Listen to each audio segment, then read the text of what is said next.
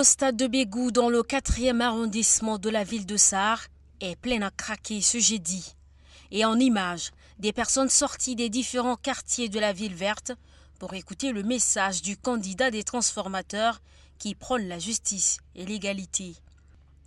Cette géante mobilisation renforce la confiance de Succès Masra, qui croit en la victoire de la coalition Justice et Égalité qu'il représente.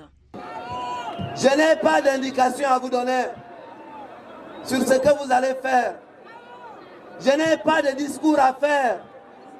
Je suis venu constater avec vous et faire constater au monde entier qu'il y a une volonté, une envie de changement, une demande de changement, une demande de justice, d'égalité, de dignité, d'opportunité, de sécurité.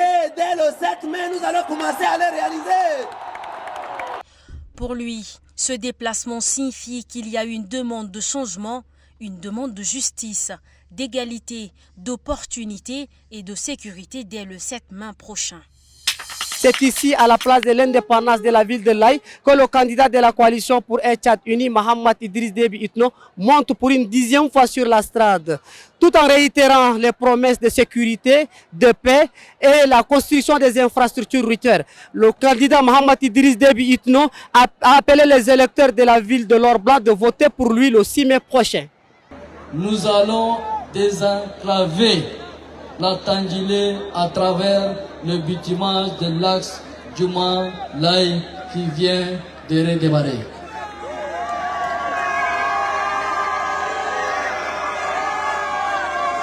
Merci. En matière de la santé, la mise en service de l'hôpital provincial de Laye est une fierté nationale, car il est l'un des plus grands et mieux équipés du Tchad. Nous allons créer une université à Kélo et achever la mise en place du comité de gestion des 5% des revenus de la province du Tandjilé. Après ce meeting matinal dans la Tandjilé, la délégation de la coalition pour un Tchad uni converge vers le Mayo-Kébi Est. Cet après-midi, des centaines de personnes ont investi l'espace vide du quartier de Doumbel 2. Des pancartes, des banderoles et des drapeaux aux couleurs du parti RNDT Le Réveil ont été brandis au moment où le candidat du parti est monté sur le podium. Dès les premières paroles prononcées, Pahimi Padake Albert a appelé de vive voix Moundou à voter pour lui. Ma candidature est un pont qui passe au-dessus des considérations ethniques, ceux qui sont en retard. Ma candidature est la solution pour la cohésion au Tchad. Je vous demande donc de vous rassembler autour de ma candidature, la seule qui peut amener la paix dans notre pays. À Moundou, comme dans le Mayo-Kébi, le candidat du RNDT Le Réveil, Pahimi Padake Albert, tente de conquérir l'électorat avec cette rhétorique « Je suis la solution ». Entamons cette actualité en bref. Le secrétaire général du ministère de la Santé publique et de la Prévention, Daptsugui Daoussou, a présidé une réunion de restitution de la mission d'appui à la maîtrise d'ouvrage du projet d'appui au secteur de la santé au Tchad phase 3, dirigé par Expertise France. La réunion a porté sur le rapport des activités menées dans 8 centres de santé et 4 districts avec un focus sur le changement de comportement et le renforcement des capacités des acteurs sur le terrain. Les prochaines étapes et actions à réaliser ont été discutées avec l'importance de définir des indicateurs pour suivre la mise en œuvre.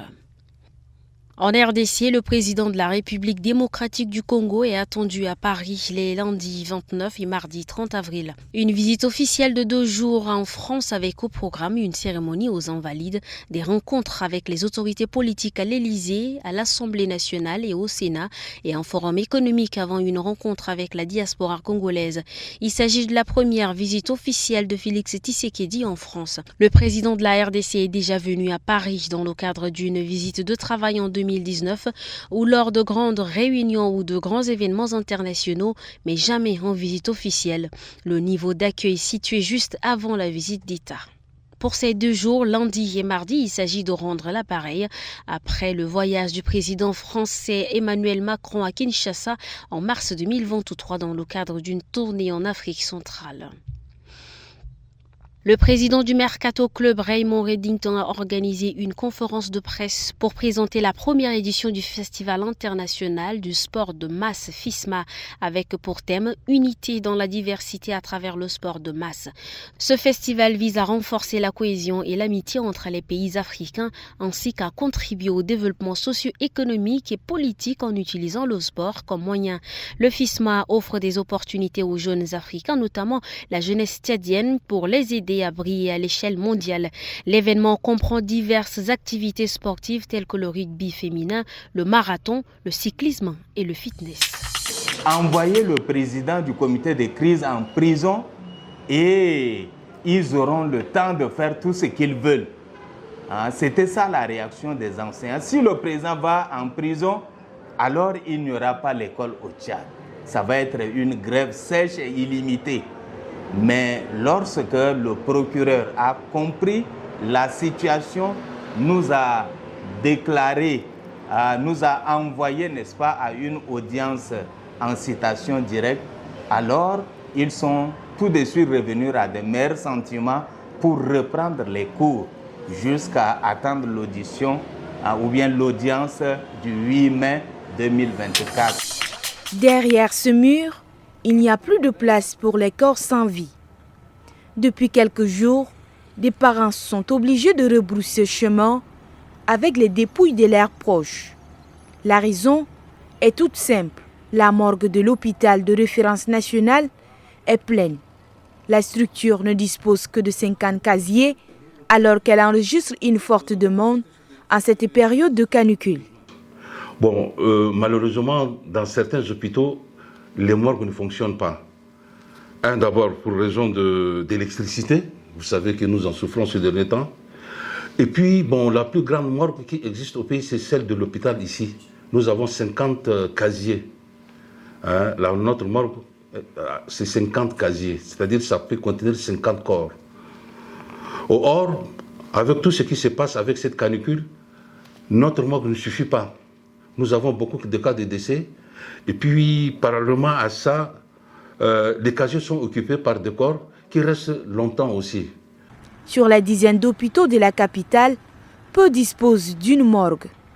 Mais aussi, le problème de délestage auquel N'Djamena fait face rend la conservation de corps quasiment impossible.